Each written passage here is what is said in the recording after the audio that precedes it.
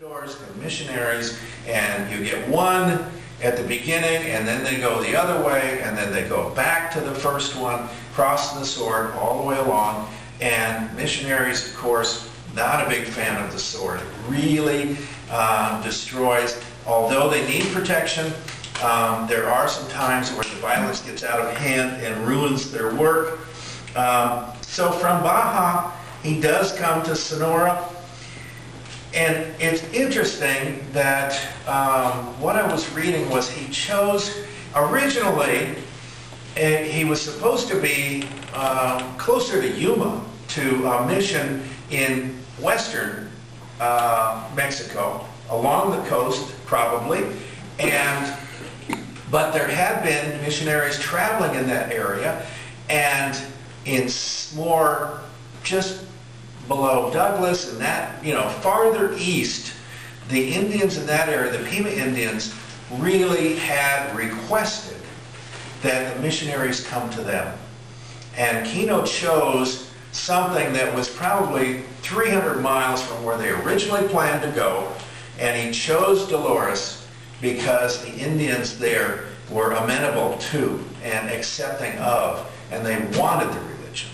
Now, that is good politics, Rather than go to a place where the Indians are barbaric and you'll probably get martyred, why not go where you can do the most good? And if you want to convert, why not convert people who say they want to be converted?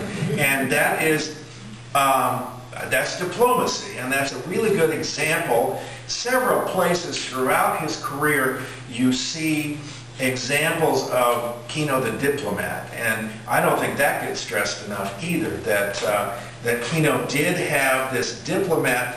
And we have another record. It is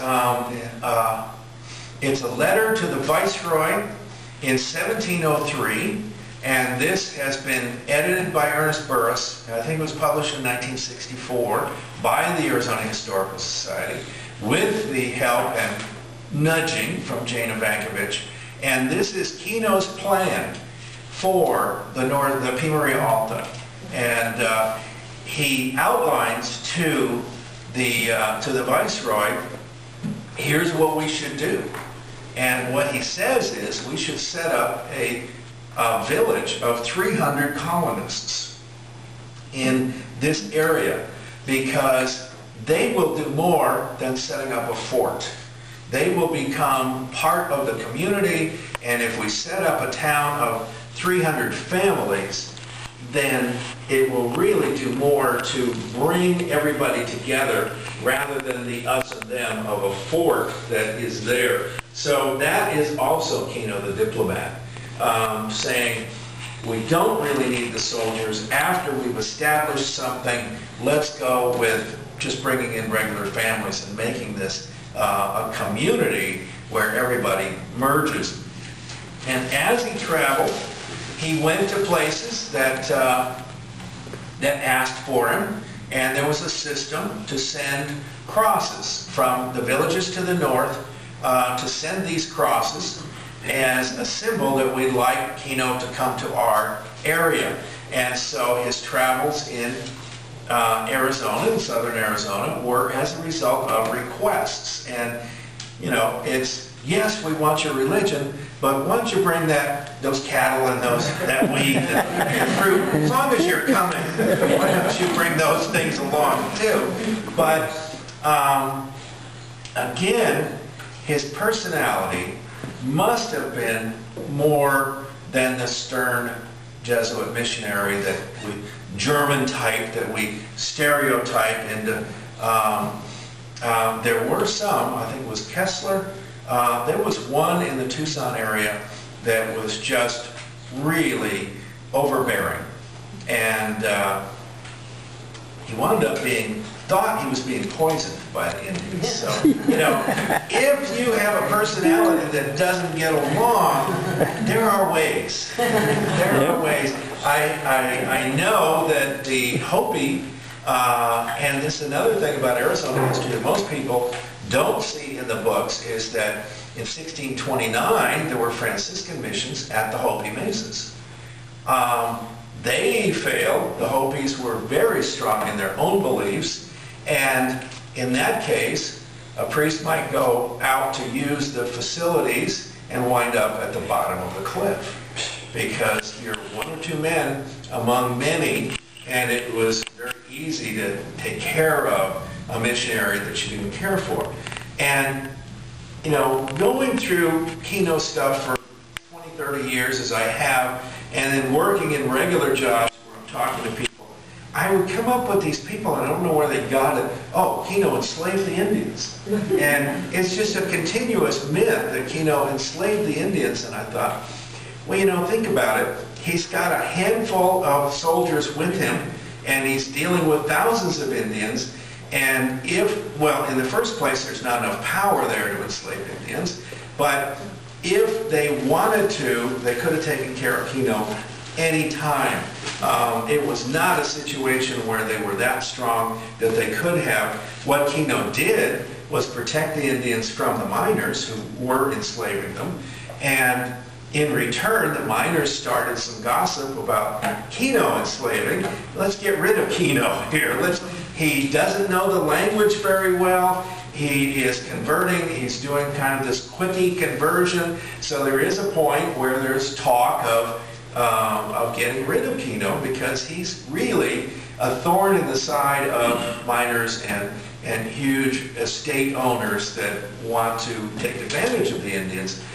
So he does have to go to Mexico City and defend himself, but he has friends in high places in Cadiz. Those 2 years that he spent there really paid off. But there is talk when another missionary comes in who is in charge of the area and seems to be jealous of Kino, wants to move him out of Dolores. He's got a little bit too much power there perhaps. And another administrator says, we must leave Kino here.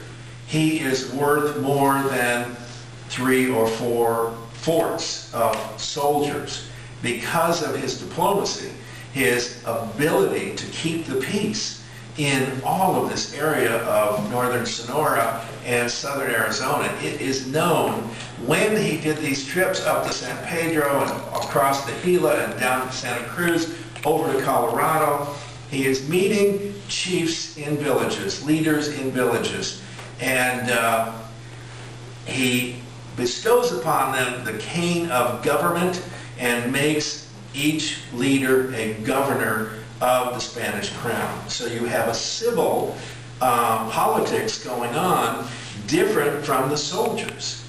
And Kino is in charge of choosing the leader in each village to be that representative of the king. They call them governors. They are Spanish governors in these villages. And as he goes up to San Pedro, there are feuding villages. There are villages that don't get along. And Kino makes the effort to get these guys to, okay, now you're all governors, you're kind of a governor's council, and you guys stop fighting amongst yourself. And it was evidently successful. Also wound up with a lot of allies to fight the raiding Apaches among the Pimas. And this was something else that by allying with the Pimas and the Sobaypuris, which are kind of a mysterious other subcategory of Pima or but this diplomacy goes all the way through. And there's a really good example in the Pima Revolt of 1695. We all hear about the 1751, but there were others. And in 1695, they attacked many missions in northern Sonora, and they avoided Dolores. And they avoided Dolores because Kino was there, and they respected and they loved Kino. And this is, again, the proof is in the pudding, if you will, that we don't know what his personality was, but we know from his writings he was always praising the people that he worked with, and they in turn loved him. And this was no man is an island. He did this work because he treated all humans. One of the things that in his Jesuit training was every individual is the same distance from God.